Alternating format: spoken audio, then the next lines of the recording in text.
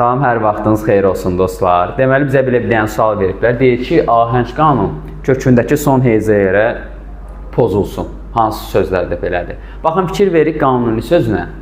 Uşaqların çoxu bu biri götürürlər. Amma fikir versək, görərik ki, qanuni sözün kökü qanundur. Demək ki, kökün son heyzasında ahəng qanunu pozan heç bir şey yoxdur. Bir variantı ona görə gedir. Paralel sözünə baxırıq. Burada sözün kökü paralel olduğuna görə son heyzəyə görə ahəng qanunu pozulub 2-ni götürdük. Daha sonra summativ sözü. Elə sözün kökü olduğuna görə və baxıram ki, son heyzada ahəng qanunu pozuntusu var, 3-ü də götürürəm.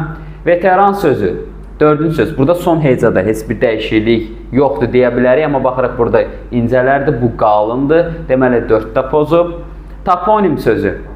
Fikir verik, onlar var, yenə sözün sonunda, son heyzasında incə sait var, 5-i də götürdük. Tələbkar sözündə fikir veririk, sözün kökü bax artıq burada tələb sözüdür.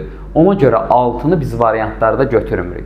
Narahat sözün kökü isə rahat oldu və baxırıq ki, biz burada da heç bir problem yoxdur. Ona görə 7-ni də götürmürük. Düzgün cavabımız olur 2, 3.